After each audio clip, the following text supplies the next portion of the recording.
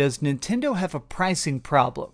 Are they just trying to rip off their fans to make an easy buck? Let's talk about that. What's up, gamers? DreamcastGuy here, and this weekend I've really been hit by the inspiration bug, mostly because I've been watching a bunch of Blizzcon 2021. Of course, this is Blizzard's big press conference. They've been showing off things like World of Warcraft, Overwatch, and my very favorite, Diablo. Well, while they were there, they revealed Diablo 2 Resurrected, which is going to be a full-blown remastering of the classic Diablo 2.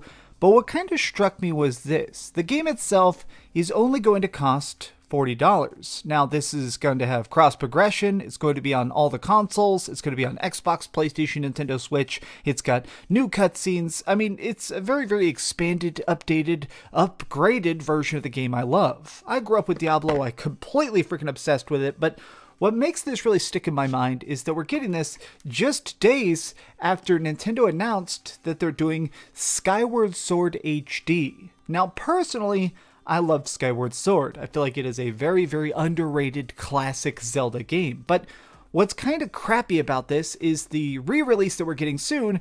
It's pretty cut and dry. Like, Nintendo's basically said that it's the original game with slightly upscaled graphics. You know, it's not doing any updates. It's not going to be doing many improvements. They are going to be changing the controls so they're not all based on motion controls, but it is the same game, and yet it's going to be full price. Now, here's my issue. I think that Nintendo fans are kind of in this odd space where Nintendo creates some of the best games around. I don't think this is really up for debate, but just in general, if you're a fan of Nintendo, if you have a Switch, they've been cranking out bangers. I mean, everything from Mario Maker, Mario Kart, a lot of the re-releases in general have been top tier quality. Like, one I'm still obsessed with is playing a bunch of Bowser's Fury. But here's my issue, is that if you're going to try and sell me a game, I prefer that new content. I prefer something that's going to be in here that feels like the extra added sauce that's going to make the game feel like more than just a cash grab. So what I decided to do was, I went over to Twitter and I kind of just talked about this idea of comparing price points, and what kind of shocked me is the amount of times that Nintendo fans were extremely angry that I said I wish games were cheaper. Like, straight up, I just wanted to end my tweet with support price drops. Straight up. This is such a better deal. This is obviously a 10 times better deal for a lower cost. And to me, this is starting to highlight an issue, which is that Nintendo has realized that they have a very unique demographic. I think that what's going on more than anything is that Nintendo realizes that they can just screw people over. They know that they can get away with it because their games are good quality, because they manage to put out like 2 or 3 really extremely good AAA experiences every single year. They can never drop the price. They can never put them on sale. Like, the couple times there is actually an eShop event, it's such a big deal. People are making videos about it saying, oh my god, they managed to take $20 off the price of an old Zelda game.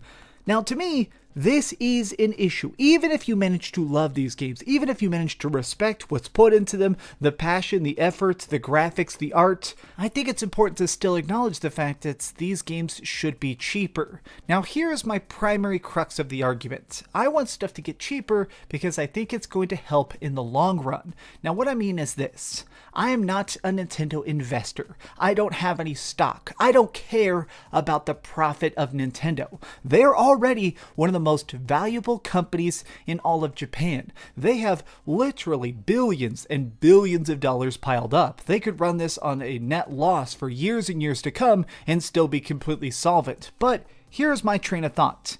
If their games were cheaper, it's going to grow a bigger fan base. Currently, I feel like we're in the spot where Nintendo fans are becoming a little bit insular, in my opinion. Every single day I manage to stumble upon people saying, I will only buy something if it's on a Nintendo console. I will never participate in the PlayStation 5 or the Xbox Series X. There are people that are saying that straight up, they'll never buy a gaming PC, even if they have the money for it, because they'd rather wait for games to come to Switch. And to me, this is a detriment to you. I feel like in the giant world of gaming, we keep getting so many giant experimental projects, especially in the last couple years. Big asymmetrical multiplayer, cool online games. It's objectively obvious that things are getting better, like game studios are getting more creative, game prices in general are going down, except for the case of Nintendo. I was even thinking about this. This is something my buddy Rob just tweeted out. He's a Rule of Two review. Look at this.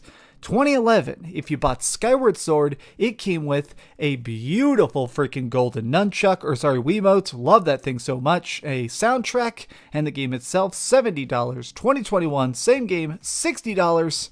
And you know what, this price is even wrong. The controller, the Joy-Con Now, this thing right here, this is $80, not even $70. Like, here's my issue is that I think that we're in a spot where I don't think Nintendo is doing this to be malicious. I honestly don't even think they're doing this because it's some sort of like evil thing. I truly believe that it's just the idea that Nintendo fans only play Nintendo products. If they want to try and play something, if they want to see that next big giant crazy horror game or something, they're only going to buy it on Nintendo Switch or maybe the Switch Pro. But because of this, it makes it where since they never spend a penny on the competitors, I feel like it's making the spot where Nintendo realizes they never need to do a price drop. They can screw you over forever and people are going to thank them for it.